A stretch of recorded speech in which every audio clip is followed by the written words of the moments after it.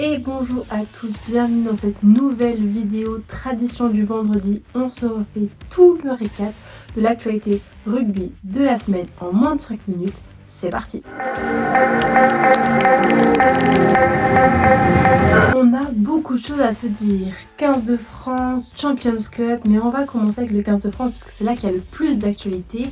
Fabien Galtier et le staff du 15 de France ont dévoilé la liste des 42 joueurs convoqués à Marcoussis pour préparer le début du tournoi destination et notamment ce gros match France-Irlande qui aura lieu le jeudi 5 février. Une liste qu'il faut dire a fait des surprises puisque Damien Penaud, Gaël Fickou et Grégory Aldrit ne sont pas convoqués par le sélectionneur. Eux qui sont présents depuis 7 ans avec le 15 de France, ne sont pas convoqués pour la première fois. Fabien Galtier a donné une interview à l'équipe pour notamment justifier ces choix-là. Il a annoncé que c'était une décision bien réfléchie, qu'il fonctionnait vraiment avec l'émulation et les sensations et les résultats actuels et qu'aujourd'hui, il y avait meilleur qu'eux à ce poste, mais que cependant, il pouvait toujours revenir si les performances étaient alignées. Autre élément aussi, c'est le retour de nombreux cadres du 15 de France, Antoine Dupont, Cyril Bay, Peato Movaca, François Cros, Yoram Moefana, donc beaucoup de nouveaux qui vont revenir, qui n'étaient pas présents sur la tournée d'automne, donc ça va faire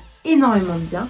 Et aussi la première convocation à Marcoussis de Thomas Staniforth, le joueur australien naturalisé français, qui va rejoindre le 15 de France pour la première fois. 2 forfaits déjà annoncés pour ce groupe 15 de France. Romain Ntamak, dont on sait qu'il souffre du dos depuis plusieurs semaines, et bien on a enfin un diagnostic révélé dans la presse. Il souffre au niveau du rein. Sa maladie fait qu'il ne peut pas jouer à haut niveau, mais il continue de s'entraîner avec Toulouse, qui il dit est frustrant puisqu'il n'a pas de douleur à l'entraînement, mais son corps ne peut pas faire de match à haut niveau, donc il est forfait pour au moins les 2 premiers matchs.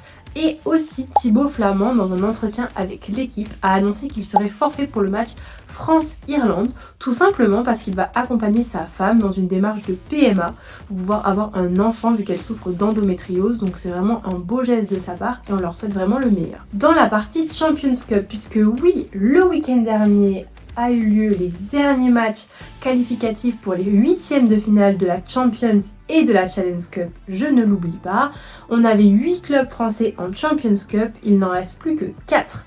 Toulon, Bordeaux, Toulouse et Castres. Nous aurons donc en affiche de 8e de finale un Bordeaux Leicester, un Toulon Stormers, Northampton Castres qui jouera à l'extérieur, et un Toulouse Bristol. Du côté de la Challenge Cup, Perpignan, Montpellier et le Stade français se sont qualifiés, à savoir aussi qu'on aura d'autres clubs français à retrouver puisque certains clubs éliminés de la Champions Cup, les meilleurs 5e de chaque poule, sont redescendus en Challenge Cup, ce qui fait qu'on aura plus de clubs français. Nous aurons donc un Montpellier-Perpignan comme premier match en 8e de finale, un match opposant Newcastle au Stade Rochelais descendu de Champions Cup en Challenge Cup, le Stade français contre les Dragons et la section paloise contre Parme. Les dates pour les 8e de finale de Champions et de Challenge Cup auront lieu en même temps, le week-end du 4 avril. Voilà, beaucoup d'informations importantes pour cette semaine, mais ça va continuer à augmenter plus on va approcher du tournoi destination et plus on aura des informations sur les futures